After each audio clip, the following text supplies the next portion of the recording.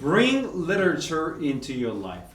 우리 다 같이 읽어볼까? 시작. A single shard.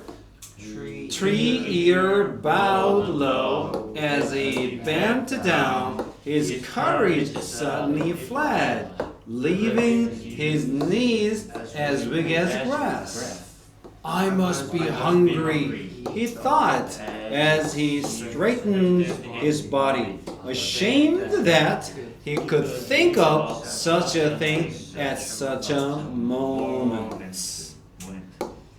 You are here from Jopo, from Potomin, the emissary stated. Yes, honorable sir. The emissary waited. Well, he said, where is the work? Tree-ear swallowed hard. Sir, on my way here, I was attacked by robbers. They destroyed my master's work. The assistant stepped forward in anger. How dare you, fool! How dare you demand to meet the emissary with nothing to show him? He grabbed Tree-ear's arm to pull him out the door. The weakness in Tree-ear's knees spread through his whole body. The assistant was right. He had been a fool. First, he was a failure. Now, he was a fool. But the emissary had risen to his feet and gestured at his assistant, who stepped back. I'm greatly disappointed, emissary Kim said. I have been looking forward to seeing Potamin's work again. Tree-ear hung his head. You must apologize to the honorable emissary, he mumbled. Slowly, he took the shard from his waist pouch. He drew in a deep breath and looked down at the shard before he spoke. It looked odd, wrapped in clay, but the inlay work was still delicate and clear, the glaze still fine and pure. Seeing it gave Tree-ear a last burst of courage.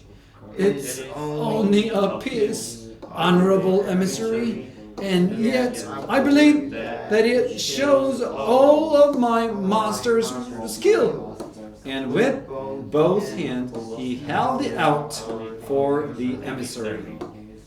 The emissary looked surprised, but accepted the offering. He inspected it carefully. He took off the wrapping of clay and looked carefully at the edge of the shard. Then emissary Kim sat down at his table again. He chose one of the scrolls in front of him, picked up his brush, and began writing. Tree-ear stood with his head bowed to hide tears of shame. Obviously, the emissary had already moved on to other business. But it would be rude for Tree-ear to leave before he had been dismissed. He wondered if he should take back the shard, which the emissary had placed carefully on the table. In his despair, Tree-ear still felt grateful that the emissary had not laughed in his face for the stupidity of traveling all that way with only a single shard to show. At his side, he heard the assistant gasp in surprise. The emissary had called the man and was showing him the scroll.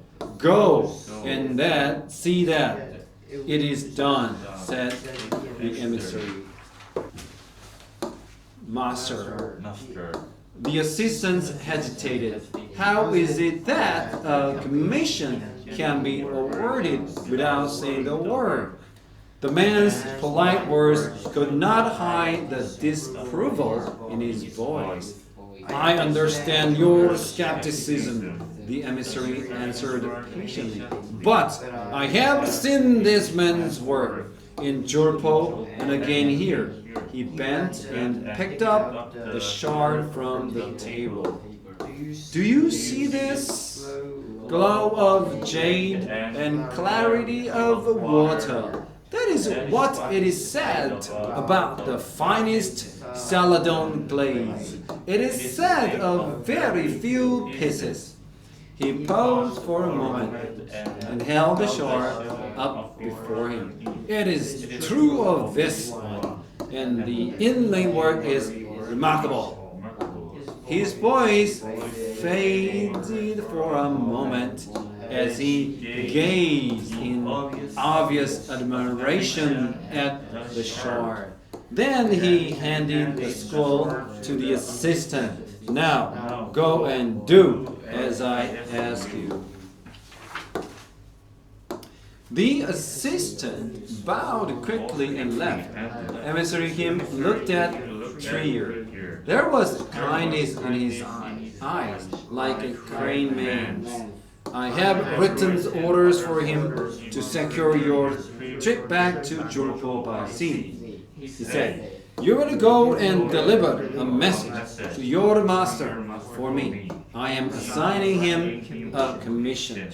Tell me, have you walked for the Potterman alone? Trier was stunned by the man's words, spoken in such a calm, ordinary voice. Through his disbelief and confusion, he heard himself answered, a year and a half, honorable sir. Good. Then perhaps you can tell me for your master to do his best work.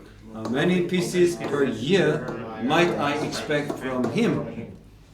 Concentrating on the answer to the emissary's question helped steady Trier. I think 10. Not fewer. But I don't think he can make many more. He looked up and spoke with quiet pride. My master works slowly. The emissary nodded slowly. He must. We need his best work. He bowed his head to Trier. If you have need of shelter here in Songdo, my assistant will see to it that you are housed and fed until the boat sails. Your coming is greatly appreciated. Trier wanted to laugh, cry, throw his arms around the emissary, and dance widely around the room. Instead, he bowed and all the way to the ground. He could not speak, but prayed that the emissary understood his silent thanks. There were some things that could not be put into words.